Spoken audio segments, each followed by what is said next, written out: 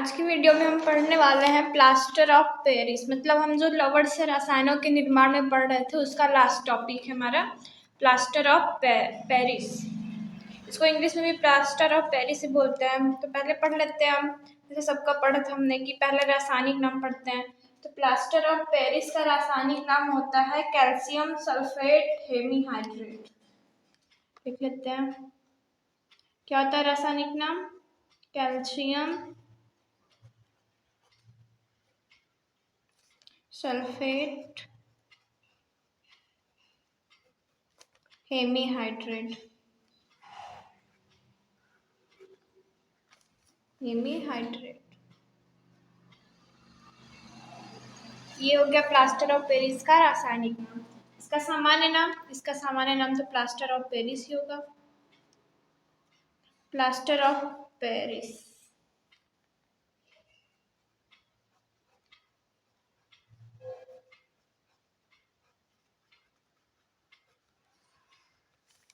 और सूत्र क्या होगा इसका? तो प्लास्टर ऑफ पेरिस का मतलब प्लास्टर ऑफ पेरिस का जो अणु सूत्र होता है वो क्या होता है? CaSO4 मतलब calcium sulphate into ½ H2 hemihydrate. Calcium sulphate hemihydrate रासायनिक नाम है इसका। और अणु सूत्र क्या हो गया? CaSO4 into ½ H2। इसका अणु भार कितना होता है? तो अणु भार होता है इसका 136 या 134।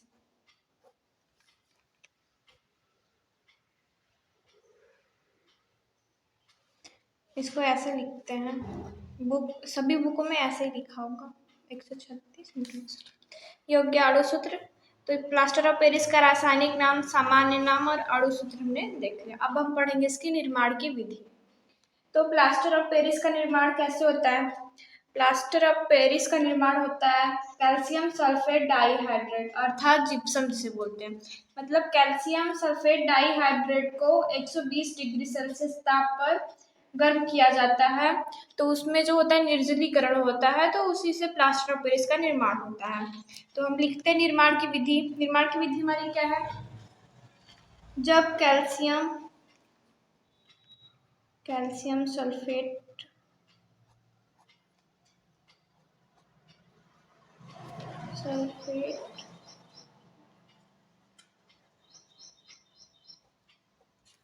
डाइहाइड्रेट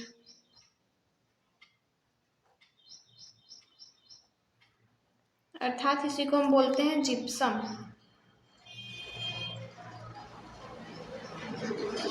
जब कैल्शियम सल्फेट डाइहाइड्रेट को 120 डिग्री सेल्सियस पर गर्म किया जाता है,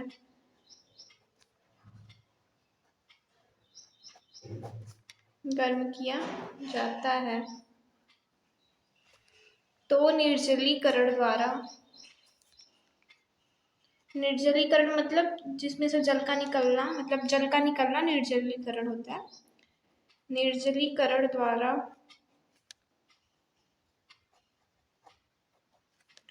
CaSO4 मतलब कैल्शियम सल्फेट हेमीहाइड्रेट का निर्माण होता है।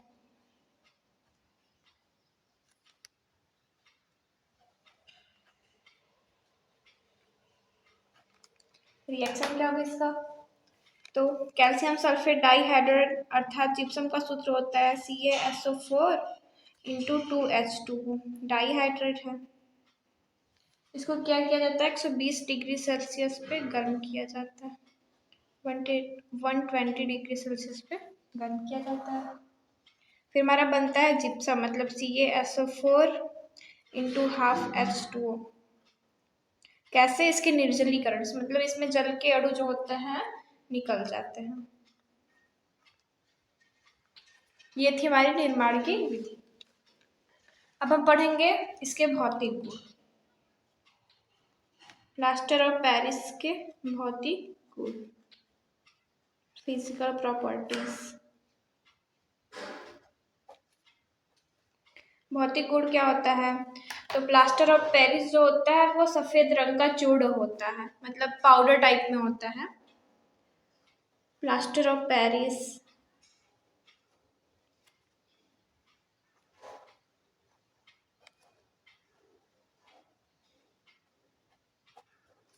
सफेद रंग का चूर्ण होता है।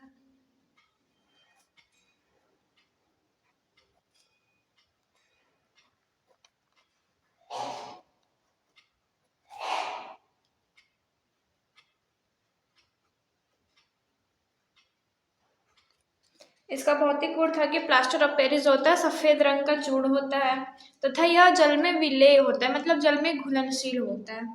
ये भी लिख लेते हैं यहीं पे, जो जल में विलेय होता है।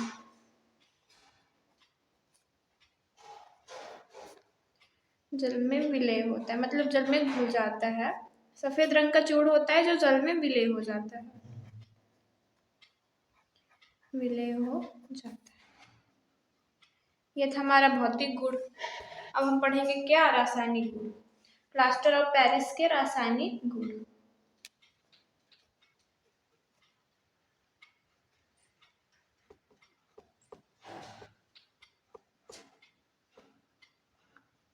रासायनिक गुण।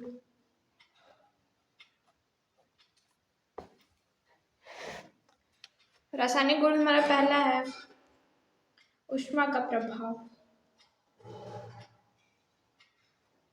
ऊष्मा का प्रभाव। तो प्लास्टर ऑफ पेरिस पे क्या, जब ऊष्मा का प्रभाव पड़ता है तो क्या होता है, यही है इस पॉइंट में। तो जब कैल्शियम सल्फेट डाइहाइड्रेट या कैल्शियम सल्फेट अर्धहाइड्रेट, मतलब ये जिप्सम या कैल्शियम सल्फेट डाइहाइड्रेट को जिप्सम बोलते हैं, तो जिप्सम या कैल्शियम सल्फेट हेमीहाइड्रेट इसको अर्धहाइड्रेट भी बोलते हैं। तो मतलब प्लास्टर ऑफ पेरिस, मतलब जिप्सम और प्लास्टर ऑफ पेरिस को 120 डिग्री सेल्सियस से अधिक ताप पर गर्म किया जाता है तो क्या होता है, निर्जलीय प्लास्टर प्राप्त होता है, मतलब CaSO4 कैल्शियम सल्फेट प्राप्त होता है। इसे मृत तापित प्लास्टर कहा जाता है। मतलब CaSO4 इंटू 2H2O ये हो गया, या CaSO4 इंटू हाफ H2, मतलब जिप्सम हो गया और हमारा ये क्या है, ये क्या है, प्लास्टर ऑफ पेरिस। इसको 120 डिग्री सेल्सियस पे गर्म किया जाता है या 120 डिग्री सेल्सियस से अधिक ताप पे गर्म किया जाता है तो क्या प्राप्त होता है, हमारा निर्जलीय प्लास्टर प्राप्त होता है। मतलब इसमें प्लास्टर प्राप्त होगा लेकिन निर्जलीय, मतलब उसमें जल के अणु नहीं होंगे, जल के अणु टोटली बाहर निकल जाएंगे, पूरी तरह से बाहर निकल जाएंगे। इसमें भी वही होगा, CaSO4 प्लास्टर बोलते हैं जिसको, हाफ H2O। यही था ऊष्मा का प्रभाव। तो इसको क्या बोलते हैं, जब कैल्शियम सल्फेट डाइहाइड्रेट मतलब जिप्सम या प्लास्टर ऑफ पेरिस को हम 120 डिग्री सेल्सियस से अधिक तापमान पे गर्म करते हैं तो कैल्शियम सल्फेट, निर्जलीय कैल्शियम सल्फेट प्राप्त होता है, मतलब उसमें जल के अणु नहीं पाए जाएंगे। इसे मृत तापित प्लास्टर कहते हैं। यही था ऊष्मा का प्रभाव। और एक है कि जब हम जिप्सम जब हम इस प्लास्टर को, मतलब जो मृत तापित प्लास्टर इसे कहते हैं, उसको हम मतलब CaSO4 को 400 डिग्री सेल्सियस ताप पर गर्म करते हैं, मतलब 400 डिग्री सेल्सियस तापमान पर गर्म करते हैं तो CaO calcium oxide plus 2SO2 plus O2 प्राप्त होता है। ये था पूरा ऊष्मा का प्रभाव। अब दूसरा है हमारा, दूसरा रासायनिक गुण है जल से क्रिया। सेकेंड है जल से क्रिया।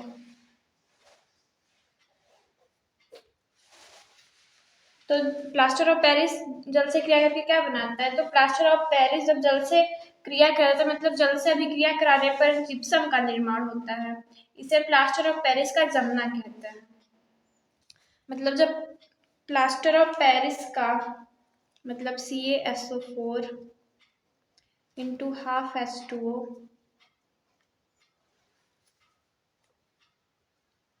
का जल से क्रिया कराया जाता है तो क्या बनता है हमारा जिप्सम, मतलब CaSO4 इंटू 2H2O हो गया। यह बन गया हमारा जिप्सम। इसको क्या बोलते हैं? प्लास्टर ऑफ पेरिस का जमना। मतलब प्लास्टर ऑफ पेरिस जो होता है वो जम के क्या बना लेता है? जिप्सम। यह क्रिया जो होती है ऊष्माक्षेपी होती है। अब हम पढ़ेंगे, ये हमारा था भौतिक गुण। अब हम पढ़ेंगे प्लास्टर ऑफ पेरिस का उपयोग। अगला पॉइंट हमारा प्लास्टर ऑफ पेरिस।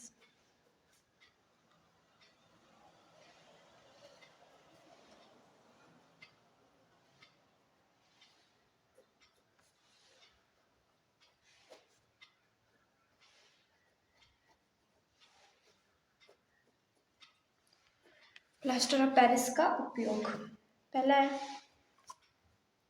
टूटी हुई हड्डियों को जोड़ने के लिए। टूटी हुई हड्डियों को जोड़ने के लिए।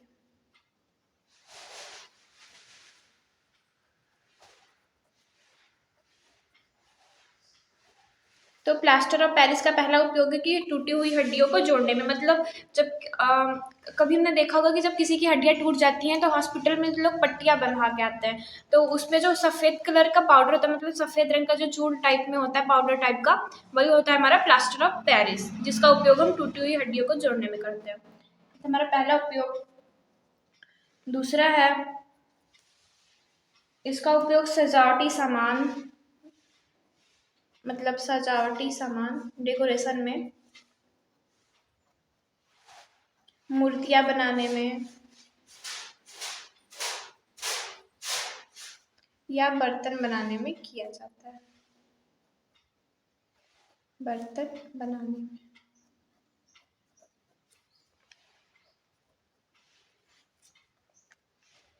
ये था दूसरा। अब तीसरा है, तीसरा उपयोग है इसका उपयोग अग्निरोधक पदार्थ के रूप में भी किया जाता है।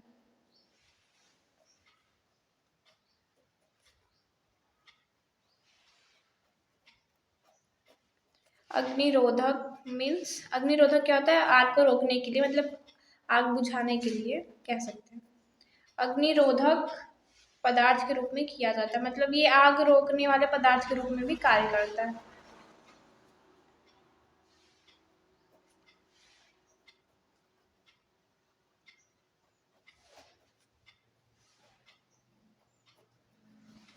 ये थे हमारे 3 उपयोग प्लास्टर ऑफ पेरिस के। पहला क्या था हमारा? टूटी हुई हड्डियों को जोड़ने में, मतलब बता दिया। और सजावटी सामान, मूर्तियां या बर्तन बनाने में। तीसरा था हमारा इसका उपयोग अग्निरोधक पदार्थों के रूप में किया जाता है, मतलब आग रोकने वाले पदार्थों के रूप में भी इसका उपयोग किया जाता है। तो ये थे हमारे लवण से रसायनों के निर्माण में प्लास्टर ऑफ पेरिस का निर्माण।